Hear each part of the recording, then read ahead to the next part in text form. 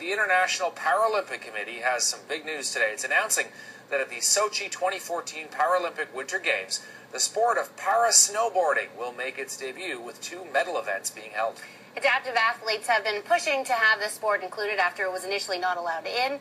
One of those athletes is Tyler Mosier. Tyler's a Paralympian and an adaptive snowboard world champion. He joins us from Vancouver. Tyler, thanks for joining us. So, like we said, the Paralympic Committee initially ruled against para-snowboarding. Now they're saying it is in. What's your reaction? Well, we're extremely elated. I was in Victoria yesterday with Rick Hansen, and when I found out the news, and never give up on your dreams, as he says. So this is a dream come true. We've been working on it for 8 years, and after they said initially last year in August that they wouldn't have us as part of the games, and now to rescind that decision is truly a wonderful gift, and we look forward to representing Canada and showcasing abilities on the slopes in Sochi in 2014. That's going to be quite something. For those of us, Tyler, who are unfamiliar with this sport, what sets it apart?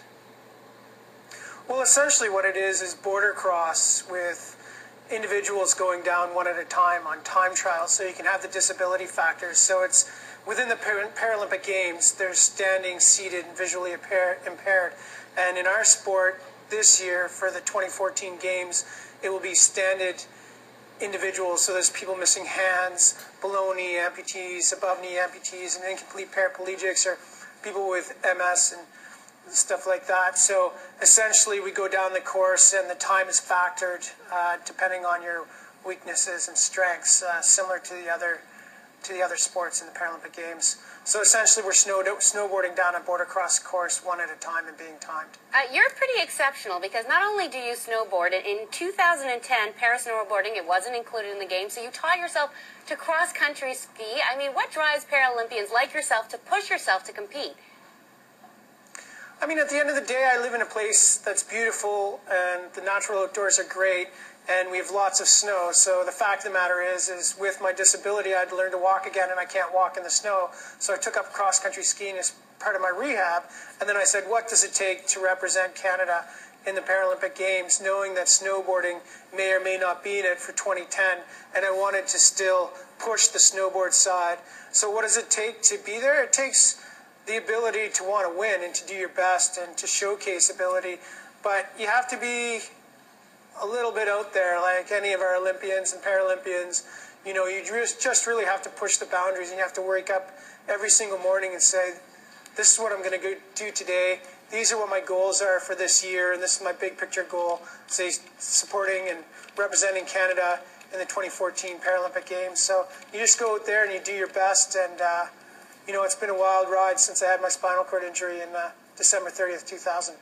Tyler, tell us why you and other athletes as well, especially you, though, you've been spearheading this quite a bit as well, been pushing for this to happen. Why was it important to you in terms of being sort of a matter of principle here? Well, the truth of the matter is that sports around the world are funded by nations, predominantly if the sport is part of the Paralympic program. So if you have a kid that has a injury like mine or a below knee amputee, and they want to go out and snowboard with their friends, they may be told, hey, snowboarding doesn't exist. We don't have a support network for you. You have to go out there and downhill ski. Well, that's fine. Everyone should learn how to downhill ski before they learn how to snowboard. But it's not fine to say, hey, you're living with a disability and you're 15 years old and you should be skiing while your friends are snowboarding. So really what we're trying to do here is say, let's support this sport, and all sports for that matter.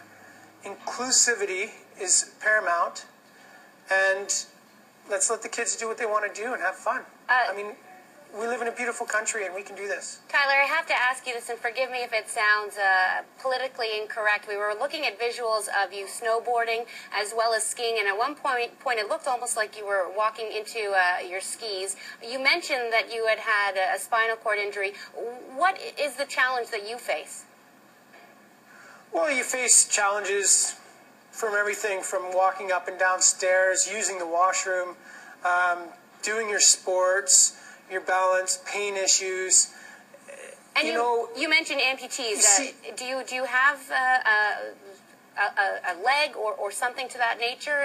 Oh, me? No, I'm 40% paralyzed below the waist. So predominantly, when I'm sitting here talking to you today, the muscles that would be between my bones and the seat don't exist. So I'm just sitting on my bones. And so I don't have gastroc muscles in the backs of my calves. I don't have the muscles on the inside of my knees.